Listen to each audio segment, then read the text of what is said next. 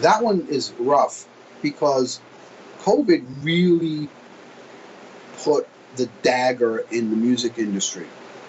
People aren't playing out. I mean, they are now, but in general, COVID really took away a lot of opportunities for musicians, pro and amateur and up and coming, to go out and do what they need to do. My message would be, if this is what you really want to pursue, give it all that you have. We all know the music business is rough, even with before COVID. Very few people make it in the industry, which is why the Rolling Stones are in their 90s and they're still playing. You know, a lot of these bands, they break up, and I was one of them. I was lost. I didn't have anything. That was my identity. So I would say I'm not gonna say have a backup plan, but be kind to yourself and say, if it doesn't work out, it's fine. Don't I don't want it to sound morbid, but don't hurt yourself. Don't kill yourself. It's just music. There's other outlets. There's cover bands. You may move to another country and hook up with someone and do music that way. Don't just put all your eggs in that one little teeny band basket, and if it doesn't work, your whole world sucks. I've done that, and it took a while for me to realize that's not a good strategy.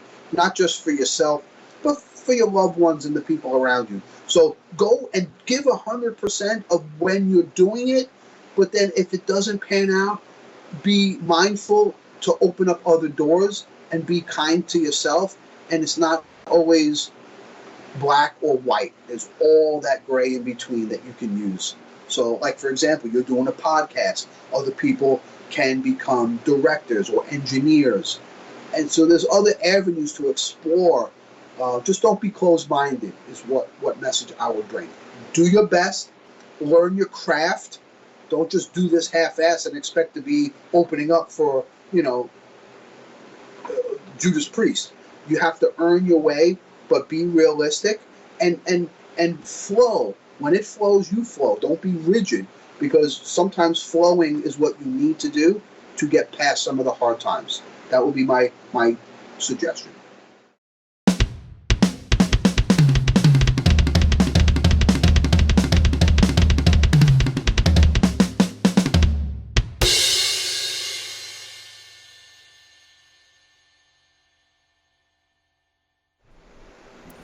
Hey everyone, welcome back to the All Music Matters Net podcast. I'm your host Brian. And joining me today, it's Barry Dee. How you doing, brother? I'm doing well. I really appreciate you reaching out to me, asking me to come on. It's very nice of you. Thank you. No worries. And you and Eric Feuerstein, you guys are good friends, right? We are kind of like kindred spirits. Yes, we have a lot of things in common. He's helped me out along the way, and he's a funny dude. He's got great hair, and I'm very envious of that. Well, he also puts like those AI pictures on his Facebook page. It's got like showing him kind of like growing a beard, like perfect. Everything's perfect. Yeah, he's a great guy. I enjoyed talking with him. I was in Chicago a couple of months ago. I was unfortunately unable to connect with him, but hopefully maybe this year I'll be able to swing by and hang out with him a little bit. I was gonna say he's getting the beard. It's gonna be like Gandalf pretty soon. Yes, he's growing it pretty well. Well, it's also that, but he seems also kind of freaked out by the way the AI is able to like generate those sort of pics. So he's like, Jesus, I'm old, that sort of thing. So yeah, absolutely. As soon as he sees this video, he's going to put a nasty comment down below for us. So we'll see. But it's okay. Shout out to Eric. Love you, brother.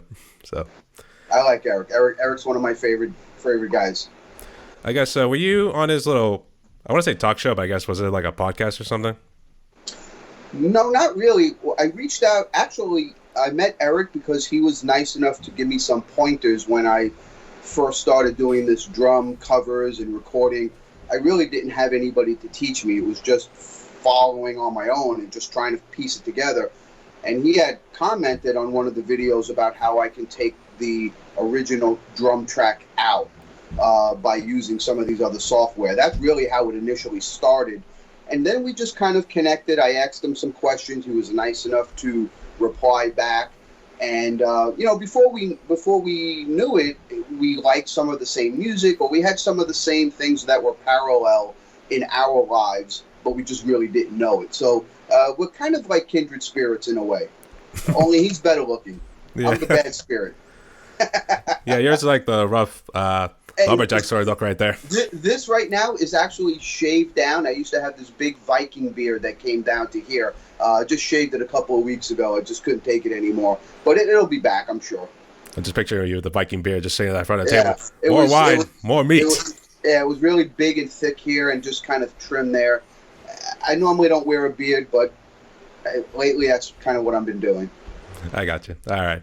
So welcome to my podcast here, Barry. And I appreciate that again. Thank you. And no worries. And I did send you a link to Eric's interview, so I'm sure you pretty much know how this whole thing goes. So I watched it. I was very, very impressed by both you and the interview itself. I learned quite a bit about your ability to ask good questions, but Eric and his answers and replies, and just learning a little bit more about him in the background was really informative. I enjoyed it a great deal.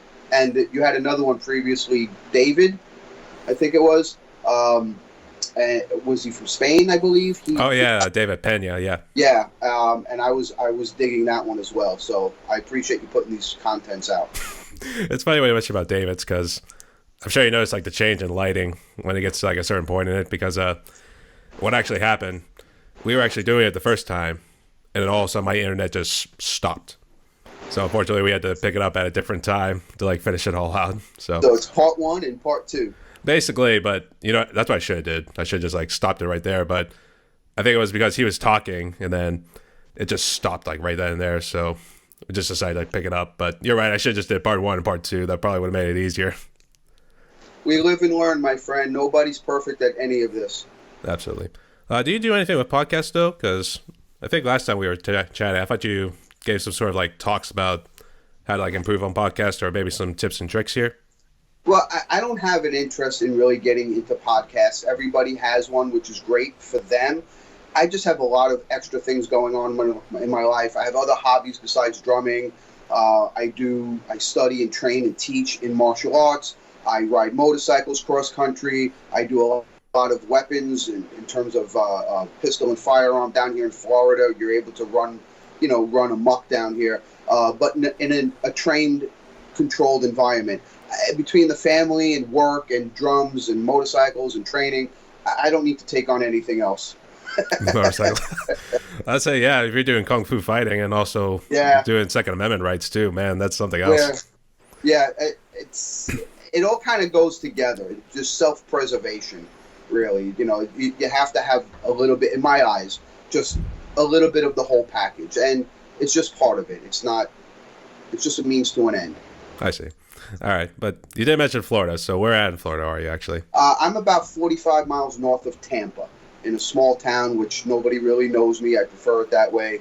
But Tampa is about 45 minutes away. It's packed full of bands and music, and just it's a pretty hotbed for entertainment when you want to go.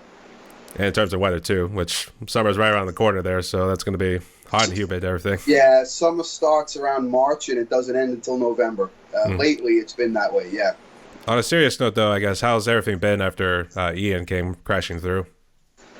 Where I'm at, it's fine, but south of me in Sarasota, Bradenton, Manatee, some of those little islands or little areas in there, those pockets got hit pretty bad. Bridges were torn down, and there was some significant damage. So those guys are rebuilding their life back together and trying to pick up the pieces. But for the most part, other than those specific spots, we dodged the bullet. So appreciate your thinking about that.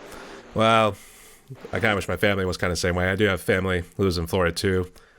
Their Where house in Florida? Close. If I want to say Naples, I think it's south of Tampa. I think. But, yeah. So they may have gotten hit with some damage. Oh yeah, they did. It was. Yeah. They got flooded out. It was pretty bad. Yeah. Needless to say. So.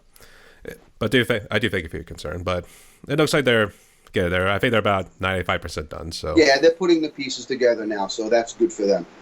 Absolutely. But as I said before, welcome to my podcast here, Barry, and we're gonna get to know your story a little bit more, both as a drummer and as an individual. So I got my script right here, so gonna stick to it. But at times I'm gonna go off on tangents here and there. So let's see what we can do. You do your thing. You do whatever you have to do. Yes, if we have to fly off those scripts, so be it. All right, let's see what we can do here. Tell us a little bit about yourself. How did you become a drummer? Well, I don't really know exactly. I know that when I was younger, my mom was always listening to music, and of any kind. And I grew up in New York City in Brooklyn, so there was always music being played, whether it be top 40 or funk or disco. There was always music playing, and it just, I guess, spoke to me. And there was parts of me where I thought, well, my life wasn't very perfect growing up, a lot of dysfunction.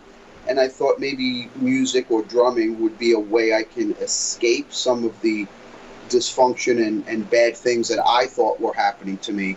And as a teenager, I started to get more involved in Battle of the Bands, that typical format that you follow. And I just said, look, this might be my ticket out. I don't know if I'm good at it, but I like it enough to keep trying. So that's kind of how it started, where I was more involved in doing something for me, and the rest of my family and neighborhood and the social circle I lived in didn't have a hand in trying to ruin it for me. I could do this on my own. I think that's kind of the seedlings of how it began. Was she more into the Elvis, and then I guess later the late 60s and then early 70s classic rock too? Not really. Not for me at that time. I didn't know any better. Growing up, when I became a teenager, yes, then it was bands that I thought that were very cool. Iron Maiden. To be fair, if my fingers were a little bit longer and I had a little bit more aptitude, I would be a guitar player. I am a guitar fanatic. I love guitarists. I can play a mean air guitar, but I've tried 150,000 times to try to play regular guitar. It's just not for me. I'm pretty much stick to my drums back there. But music for me at the time was more of the modern stuff, the Ozzy, the Maiden, the AC/DC, those kind of things. That was my environment until I was able to learn how to expand my horizons.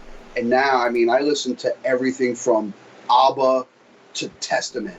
There's really the only genre I don't put both feet in the water is country. And I listen to some country. I listen to Jason Aldean, or I'll listen to some of the older acts, George Strait, Johnny Cash, things like that, Conway Twitty. But it's just very sporadic. For me now, it's depending on my mood and just kind of how I'm feeling at the time. It could be anything. It could be Elton John. It could be death metal. Everything's up for grabs. It's based on mood, yeah. I'm kind of the same way. Yeah. It's more so when driving too, especially when you got like those 8-hour drives, for instance. Right. And then I put on a death metal, for instance, and it's like an album that will last like maybe an hour at the most. And then if my ears are probably like hurting from like listening to it too much, or probably headbanging, that sort of thing. It'd be like I put on like Lifehouse or something like that afterwards. I know I did that on my recent trip. Yeah, like you said, it just varies. I mean, anything from Buddhist monks and chants all the way to, like you said, death metal. Anything goes. It really just has to appeal to me, either in my ear or my ears or my soul. But I would say a lot of the metal, the prog, the metal, the rock, it's really guitar driven for me. My favorite guitar player of all time, forever, will be Germany's Michael Schenker. UFO, the Michael Schenker group, anything he touches, basically, I own every piece of music that he has. And that's just kind of, from a music standpoint, there's just so many bands. There's so many, like Eric, he was mentioning in his podcast, there's a lot of bands that most people in the United States don't know. And I would tend to agree. I have a bevy of bands that are all over the place. India, there's a band called Garish and the Chronicles. Italy's got a band that I like a lot called DGM. That guitar player is insane. It just comes from anywhere and everywhere. If it sounds good, if it digs into my soul, I'm on it. I gotta get a kick out of when you said Buddhist monks. I mean, you got some strange contrasting views here, man. I have a very, very, very extensive library of audio, yes. That's a good thing, too. It's definitely good having. I guess, is it kind of helping your playstyle, too, if you ever want to cover any of those songs on drums?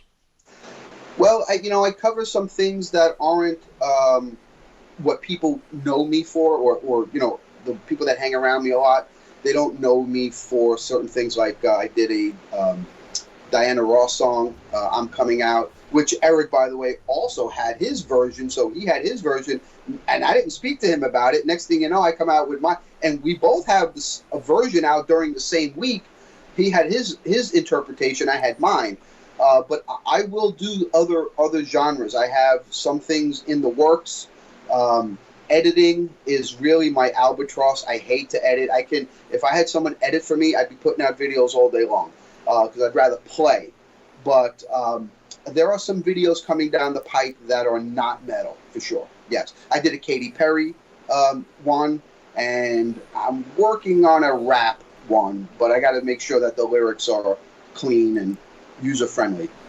Well, I did also see your YouTube channel. Looks like you're a big fan of Van Halen, too. I've done a couple of Van Halens, but shout out to my boy Mike Conway. He's the Van Halen king.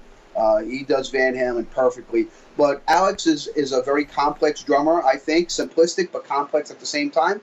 And I like picking up, working on some things that may challenge me a little bit. There are some covers or bands that I want to cover that some of the drumming parts, I want to do them justice. So I want to take a little bit longer to iron them out.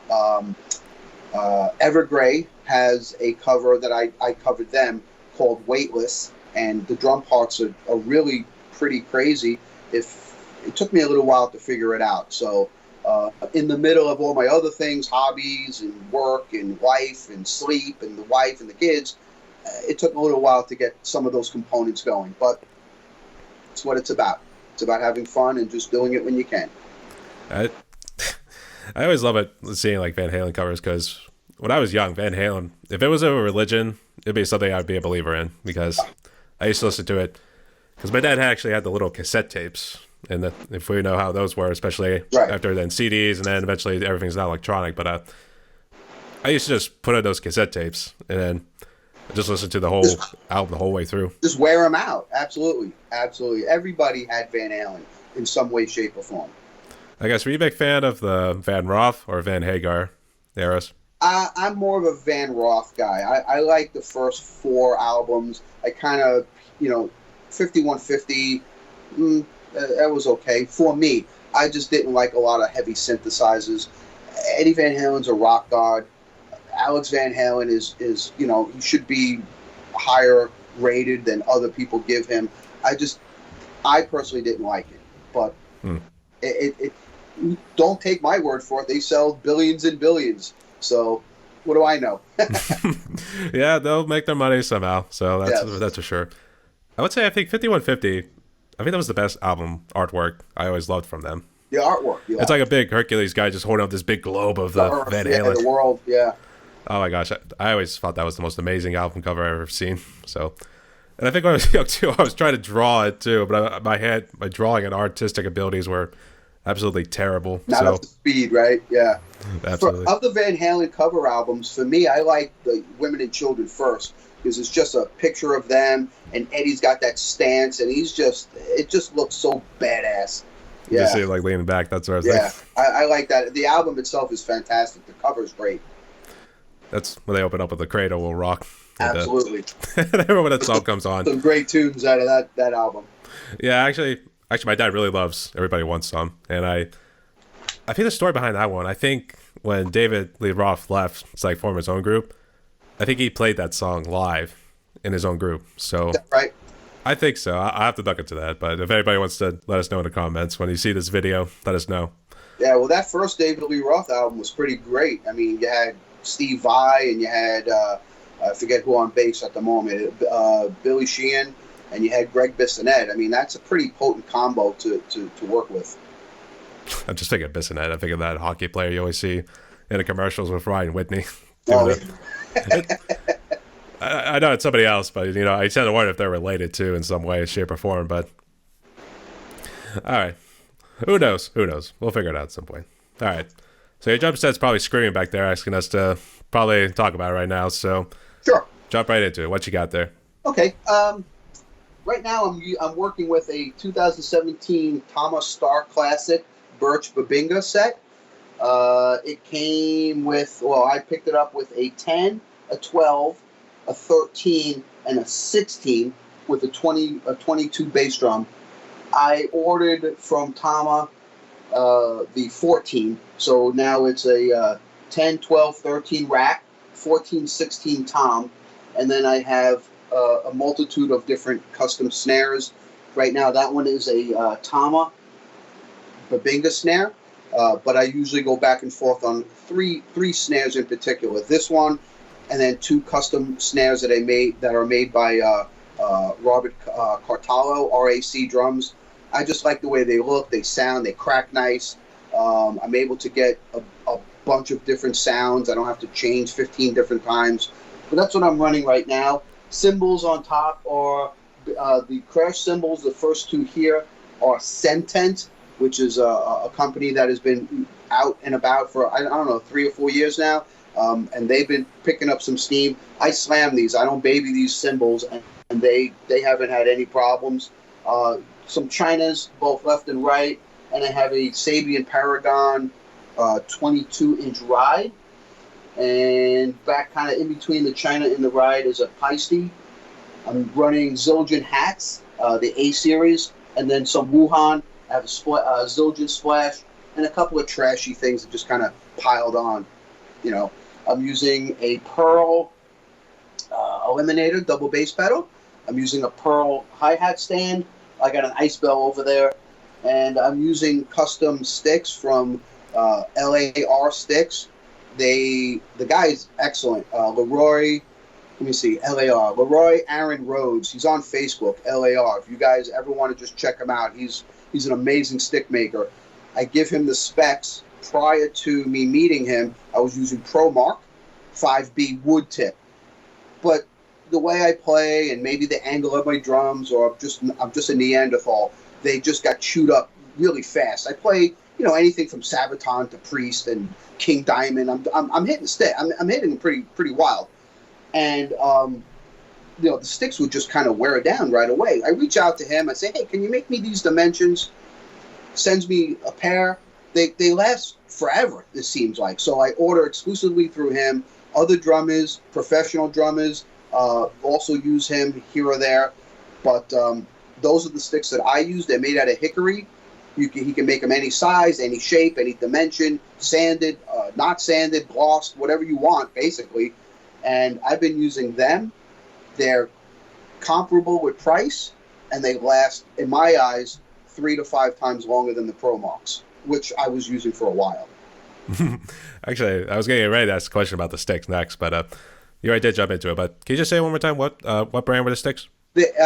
Leroy, if you go on, I only know him through the Facebook, but it's LAR Sticks. And if you go on Facebook and you write in Leroy Aaron Rhodes, RHODES, I believe. He's an incredible guy. He'll get back to you right away. He makes sticks, like I said, across country, around the world, pretty durable. I mean, I don't even know if I have. Let me see. I just broke one and threw it away. Oh, here we go. Oh, hold on. I do have to admit the name is definitely new. I actually never heard of him before. So this is what just came apart. Unfortunately, it was like yesterday. I've had this same stick and I haven't changed the stick. It just finally broke. It was hanging on. I could still play it, but I broke it off just to make sure that it was done with, so I didn't have it flying all over the place. But this particular stick has been with me for almost 8 months before I finally put it to rest. So these sticks are pretty durable, and I recommend them. I don't get anything out of it. There's no endorsement deal. I pay just like everybody else. But if you're tired of breaking sticks or having sticks go flying all over the place, give this guy a try. I do remember actually one stick's breaking because I used to play the video game Rock Band. That Yes. was actually how I got into drums. And I do remember I was playing Before I Forget from Slipknot. And I think I was trying to hit the snare. I think wait, why is my stick missing the pad right here? And then I'm thinking, Split in half, right? Yeah. It did, and I think I felt it fell on me, actually. I was like, whoa, wait, how am I missing this pad? And then bing, hit me on the head right there. I was like, oh, it broke. Yeah, So. Absolutely. I've tried others. There's and I don't endorse any sticks. I tried a pair of Scorpions. They seem to be okay. They're not bad. I just like the feel, the diameter and the thickness of the of what the Pro Mark 5B have for me. But I just have him make them in the hickory, and they last forever. They really do. I will never buy, as long as he's turning sticks. I'm buying from him. It's the way it goes. That's pretty sweet. Yeah. Did you ever? I don't know if you mentioned it when you were talking, but did you ever do Vic Firth before? Or have you just kind of looked at it? I was like, nope. Vic Firth? Yeah. I've used Vic Firth. I actually met Mr. Firth a while back when they were doing this big thing for John Bonham a long time ago in New Jersey. I have a picture somewhere of me and Mr. Firth. I use them, but it just what I used Vader. Vader I used for a while. Out in Europe, there's one called, I think it's called Wensent. I used a pair of those. I'm not really partial to any particular brand. I was using ProMark only because of the way it felt, the way it handled. But I tried these others out, and that's it. I'm only going to do LAR sticks. But there's nothing against the other sticks. It just didn't work for me. Yeah, it is based on preference, but you're saying it wrong. It's Vater. It's a German, so. Vata. Vater, yeah. Gotcha. Okay. And, So, yeah, I just learned something. Thank you. No, and you and pretty much other people who came on the podcast, they've kind of been pronouncing it that way too. So I always thought it was Vader.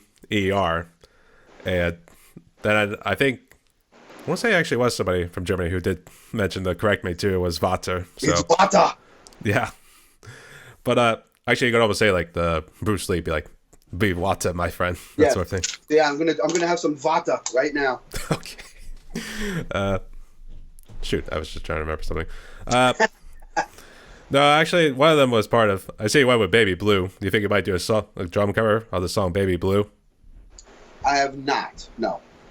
I would say try it, just because I like the color of the drums, to be honest. So I thought maybe that'd be a fitting. Yeah, this is a pretty cool color. It's the official color is Ocean Blue Ripple, but right now it's Ocean Dust Ripple. It needs a little bit of a polishing. Actually, it's time for me to change the heads. So what I do is I change everything all at once, and then I clean. I'll tune them, I'll polish them, I'll clean them, and then reinstall them. So I might do that while the Super Bowl is on today.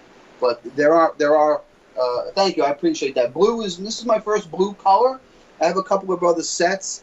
If I don't know if you guys can see way back there, I have they're in cases, but I have a Yamaha Birch Custom Absolute from Made in Japan. That was like a black cherry. If anybody ever sees some of my video clips, I think I do King Diamond and some Loudness and some other bands. I use that kit, and it's a great sounding kit. I just wanted an extra drum, and I wanted a little bit of a louder boom. That one, the Yamaha is a 20-inch bass drum, and it's fine, but when I get behind this, I just feel a little bit more at ease. So we'll see. I trade back and forth. I'll probably say that, and by the time this thing airs, I'll have this swapped out. Who knows? Probably. A lot of this is just based on mood and what I'm feeling at the time. I was going to ask if you did have multiple sets, because I thought those cases back there were for that drum set. Yeah, Sorry. No, I've had multiple sets. I've had at one time 4 or 5 sets here in this configuration of the house in Florida. When I've had Sonar, which were at the time one of my favorite drums. I had Sonar. They were made out of beechwood. They were the oh my goodness, it'll come back to me. But the Pro something whatever it is. Anyway, I've had the deeper ones. They're really heavy, and when you're recording, it's not a big deal because they're in one spot. But when you're touring and you're constantly on the road, they are a son of a gun to haul, right? So, but those, yeah, I had a Pearl. My early videos, I think 1 or 2 videos, maybe 3 tops, I had a Pearl Masters Customs Extra Maple, and that was an amazing looking set, but Pearl did not make extra toms. And I scoured the entire planet looking to see if anybody had an extra floor tom or an extra rack tom, and it just wasn't to be. So I sold them and then used some of the proceeds for that Yamaha, and then this thing came along and I just couldn't pass it up. The guy was in such a rush to get rid of it, and a true story. After I picked him up about 2 weeks later, he called me back. He offered me like $400 more to take him back. And I said, no, I just ordered another floor tom. No, thank you. So, you know, The rest is history after the that. rest is history, as Paul Harvey would say. I guess, have you played in any bands? It seems like if you have multiple sets, have you ever done anything with cover bands, or have you done Yes, original material? I've done original. Well, obviously growing up, and you're always in a cover band. Um, but for a lot of stretch of my playing, I was in original bands in New York, and in New York City especially, there's 30,000 bands on every street corner. So it's really, you have to really just earn your stripes, get out there and play everywhere, anywhere, and all that. So I've played in two original bands, which recorded 3 albums. Two are released. One is held up somewhere. Who cares at this point? Nobody really cares. And then when I'm down here, I played in a cover band for a while, and there's some really good, talented players down here in the Tampa region, but sometimes they just don't always have their act together. Overkill with my, it's got to get done this way. Why are you like? To me, it's a job in a way, and a little bit of fun. These guys made it like everything's fun, and they don't have to practice, or they don't have to show up, or they can come in late. And I wasn't like that. When I was in New York, both of my bands were signed by minor labels, but they were still labels. And you had to do certain things. You can't just show up late to a radio interview. You can't just show up drunk and not know your parts. And so we were all on the money at that time. And when I come down here, it's not like that. And it took a long time for me to say, okay, it's okay. It's a cover band. It's not a big deal. But to me, it's, if I'm playing Zeppelin, or if you want me to play Maiden, I better know my parts. But likewise, you need to know your parts too. Because people who like Maiden, or like you, if you like death metal, if I'm playing, Nuclear Assault, or if I'm playing Testament, you're gonna know those parts. And if I don't play them right, you're gonna be like, this guy didn't come. This guy's an ass. So that was kind of my mentality. It was a little bit too aggressive. And I think back, I think that was also an issue for me, not being able to chill out a little bit. Because music to me, if I'm paying $10 to see your band, I want you to kick my ass. I don't want you to pretend that you just woke up and you'd rather be somewhere else. That's my mentality, So leaving the drum cover band scene, I think was good for me, because then I could just focus on my stuff, and I can focus on the type of music and the type of style, and I can take lessons again. I don't have to pack my shit, drive all the way to Clearwater or wherever just to make $80. It's going to cost me $40 in gas. You know what I mean? So if the right band comes along, I will look into it, and I've looked into it, and there's been some offers. I just don't think it's the right fit. So I'll stick with what I'm doing. I want to say inflation's going to cut your price in half. That sort of thing. Absolutely. I'll just carry a suitcase, a cymbal, and a snare drum, and just bang on that. That too. And it would just be like the simple sort of drums that you see people on the streets doing whenever you're going to a baseball game or any of those sports events. Yes, a couple of buckets from Home Depot and a something from the refrigerator. Tap away. It's funny when you mention the buckets, because I was in Nashville not too long ago. I'm just seeing these guys out of the street. They're pounding on the buckets too, and it's more like a drum line sort of beat too. Pretty much, that's what it is. Yeah. I think that's really all you can do, because you can't really just do the simple. No, there's no Chinese. There's none of that. So I mean, there's a lot of bands in Tampa and in the surrounding area. I just want something that's going to be a little bit different. I did find a band that was exactly what I wanted. They played King Diamond. They played all the great, just killer tunes. But, we had a singer got sick, and the band dissolved, because he can hit all those high notes, the Jeff Tate notes, King Diamond, all of those notes. But, he got ill, and it just dissolved, and that's fine. But to play Mustang Sally 100 times, not for me. I see. And sorry for your loss there. I guess that was pretty hard. Yeah, it's okay. One door shuts, another one opens. We're good. I guess, was he doing like the Rob Halford sort of like Judas Priest sort of screams? He was able to hit a lot of these high notes, and like in even pitch, King Diamond too, yeah. In pitch, and I was like, wow, I was very surprised. when at the time, this was about a year or two ago, they said they were putting out an ad, and I said, okay, let me see. They said we need you to do these 3 songs. It was, I forget exactly what it was, but it was something from Saigon Kick, and it was something basic, and then it was King Diamond, Welcome Home, and I was like, oh yes, I could do these. And as soon as I got there, the whole setup was pro. They had their own drum set. Everything was pro. These guys were good. And I'm like, oh, I'm thinking to myself, shit, maybe I don't belong. These guys are, I'm looking around. They got some high-end equipment here. I mean, this drum set looked like it was Scott Rockenfield on tour. And I said, okay. I played, the first thing they said, play King Diamond. I played King Diamond. I mean, I have a drum cover of Welcome Home on my channel, but I played it, and they were like, dude, if you want the gig, it's yours, because I guess other people before me couldn't do those parts. And they're not always easy, and I accepted the gig because I liked how it was, but it just wasn't meant to be, and that's fine. It gave me an opportunity to try to learn how to make drum covers, which I wouldn't have done if I was in a working band. I think more back to when King Diamond was in Merciful Fate. Yeah, and, Merciful Fate had some cool stuff. Actually, I was doing Curse of the Pharaohs and A Dangerous Meeting. In fact, actually, it meant to be a live stream Halloween special, and one of it was A Dangerous Meeting from the Don't Break the Oath album. That's right. That's right. I think that's what it's called. There's a lot of loyal followings to that, to the Don't Break the Oath. I've seen people with full sleeve tattoos of it. It's on their back. Yeah, that Merciful Fate has a very big cult following for sure. I would say I actually loved the Metallica version they did, but it was basically a combination of like 5 songs all kind of mixed together. Okay, into fair it. Enough, yes. It actually, it really flowed pretty nice, so I recommend it. Check it out. Okay. I'll check it out. Yeah, just type in. Okay. Because otherwise, I think you'll get like this live one with King Diamond showing up on stage, playing next to him, that sort of thing.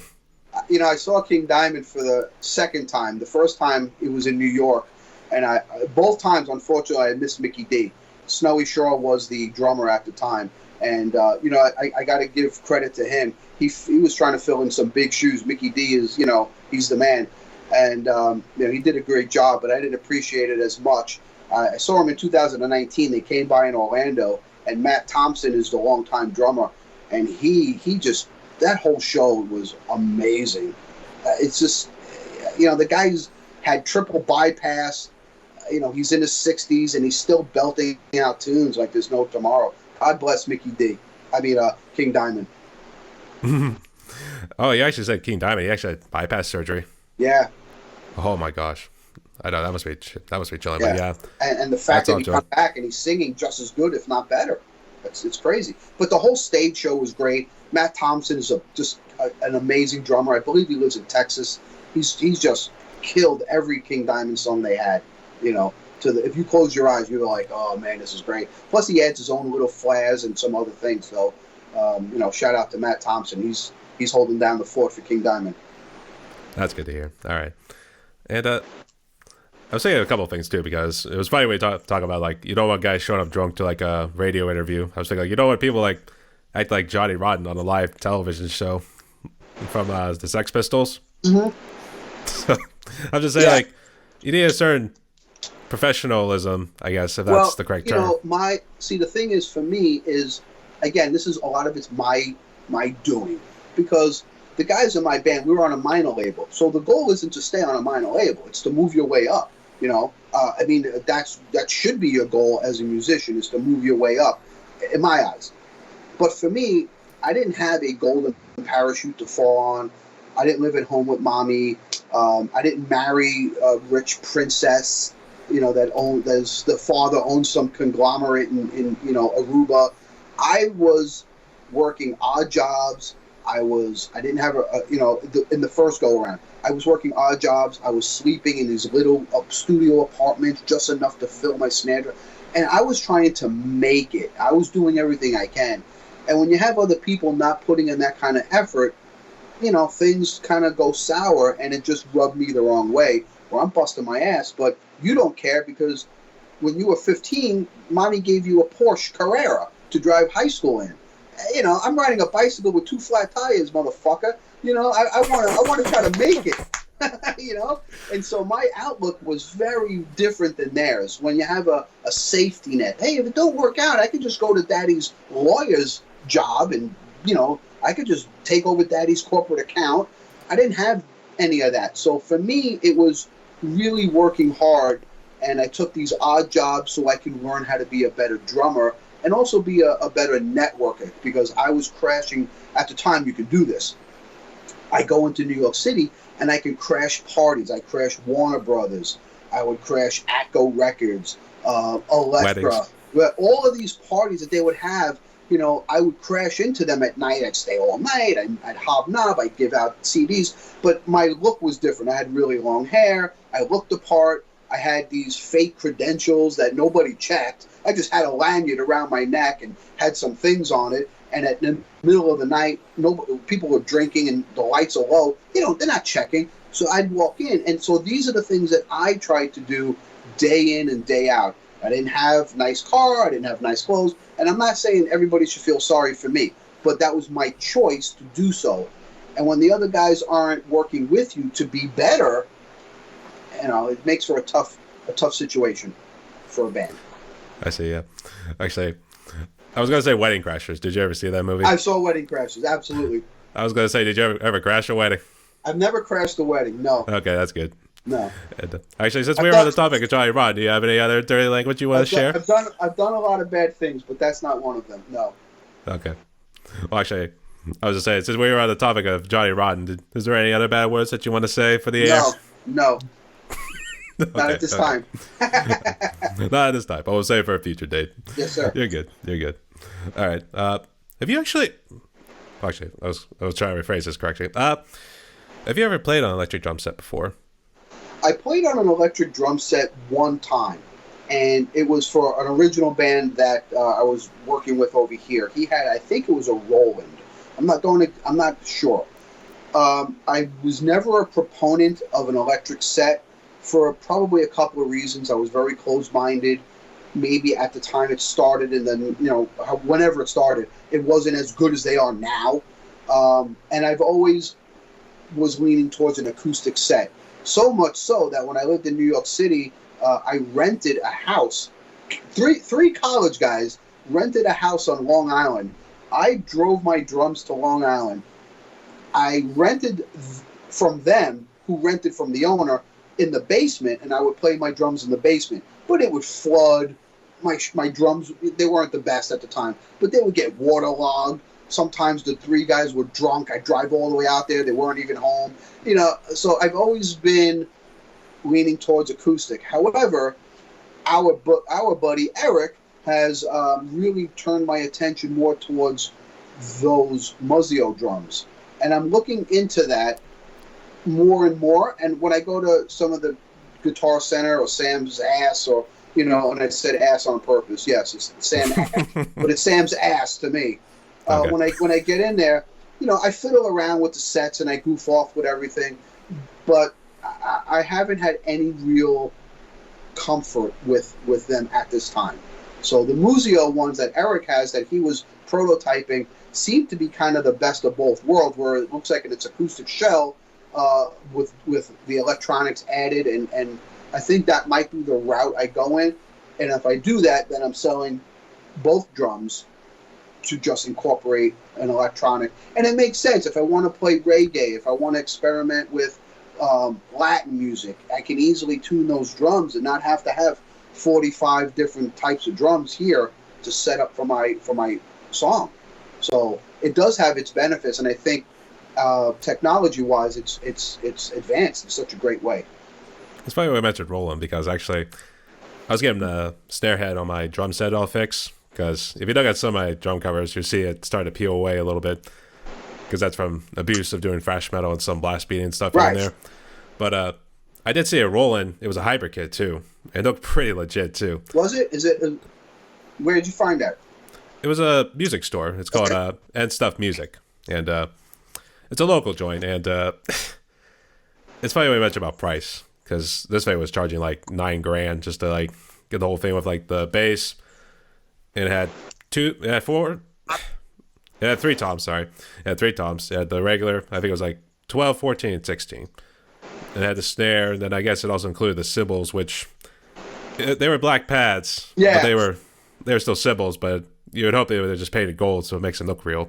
So it's funny when I mentioned Eric, because yeah, his set, it gives the appearance of it being real, but if you look closely, you'll see the wires like wrapped around the stands and all that too. So that seems to me like where it's going, and that's something I would like to invest in, but it's like you said, you got to sell so much because it's like an arm and leg to get them. Yeah, the prices are ridiculous. In order for me to be comfortable playing an electric set, it has to sound as good as, let's say, Eric. I'm going to use Eric as the benchmark because that drum set, I mean, it sounds phenomenal. The snare, the bass drum, everything's just crazy good. So, I'm doing some preliminary research on the cymbals and what it's going to cost, and he's using the Mimic Pro, all those things. When you add them up, I'm going to need to get rid of some of these things here.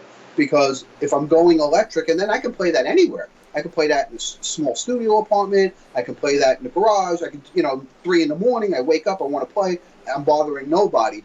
Here, all I'm doing is just annoying the neighbor next door, which is fine.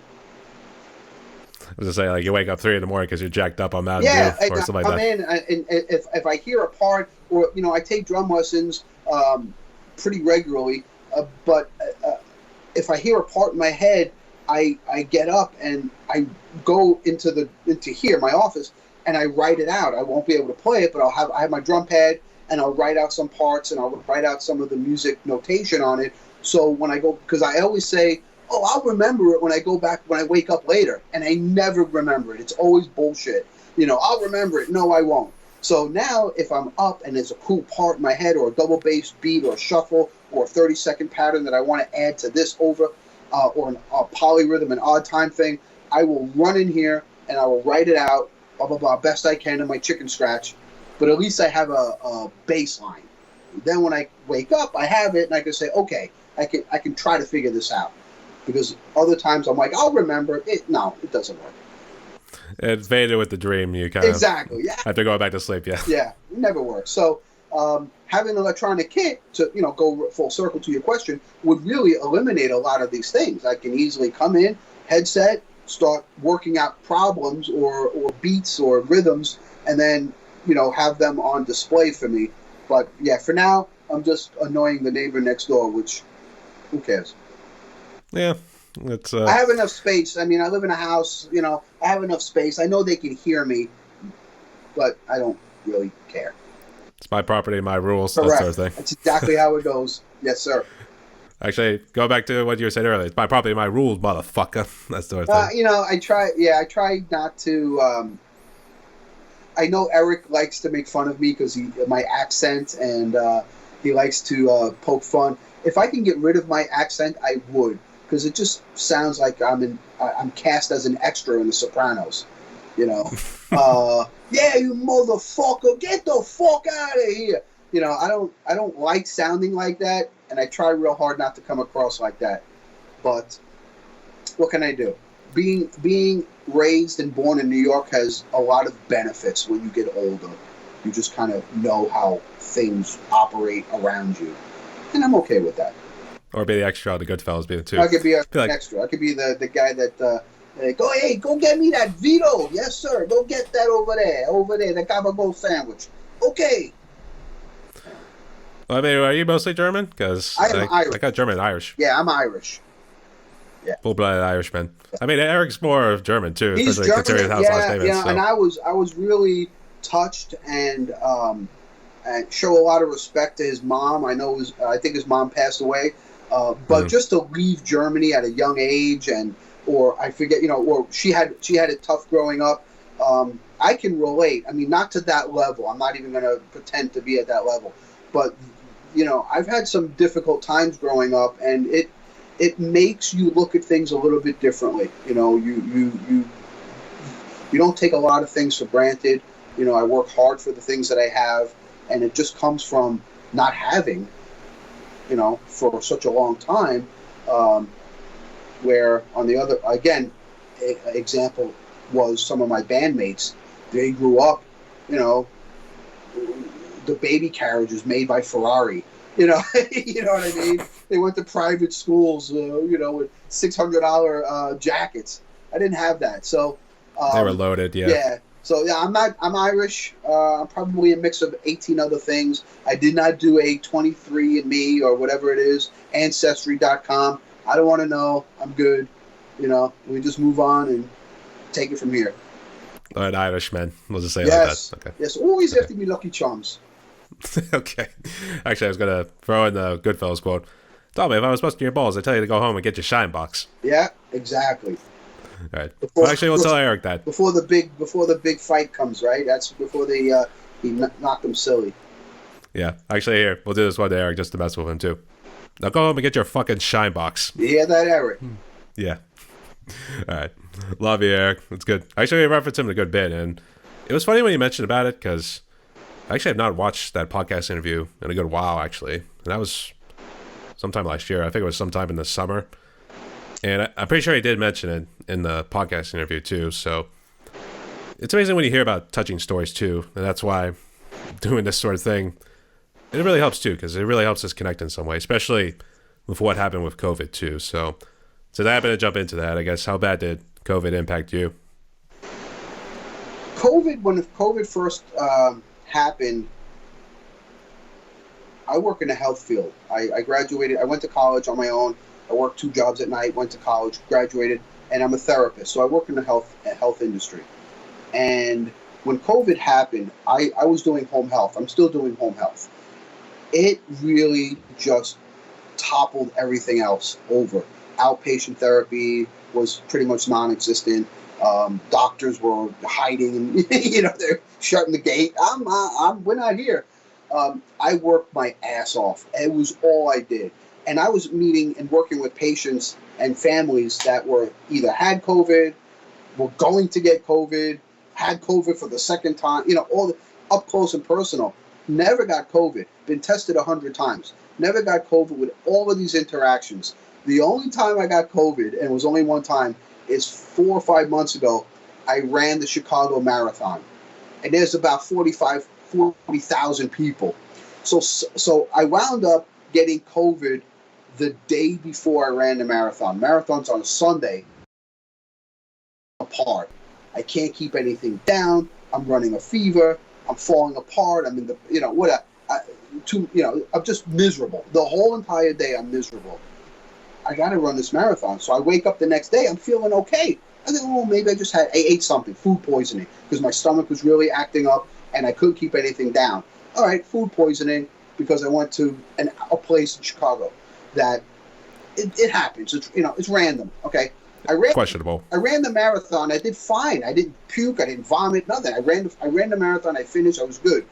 But on the way home, or we were there the next day, whether it be at the airport or the festivities afterwards, I wound up getting COVID, which is kind of crazy considering I'm a foot, 8 inches, 6 inches, sometimes 2 inches away from a patient that had COVID. And of course, you suit up with the proper gear, and I didn't get it. So I run a marathon, and I get it. So go figure. But COVID didn't really affect me in terms of anything in regards to finances or job security, anything else. If anything, I was working more because some of the other outlets were not open. Doctors weren't seeing anybody. They would just write scripts of extensions over the phone or through email. Hey, we're not, like if it was you, hey, I'm seeing Brian today. He's ready for discharge. Oh, no, he's not. I'm writing a script right now for Brian. He's getting another 5 weeks because doctors didn't want to see anybody. So I was just constantly working and just nonstop. And in the health field, that's a good thing. But, I got burnt out after a while. So I did 2 years of COVID nonstop until they finally loosened up the purse strings. But and now doctors can see you. Last year, outpatient therapy and clinics were opening. So a lot of the congestion that I had someplace to put them. They can go out. They don't need to see me for 3 months at a time. So I was getting pretty busy because I couldn't see everybody all the time.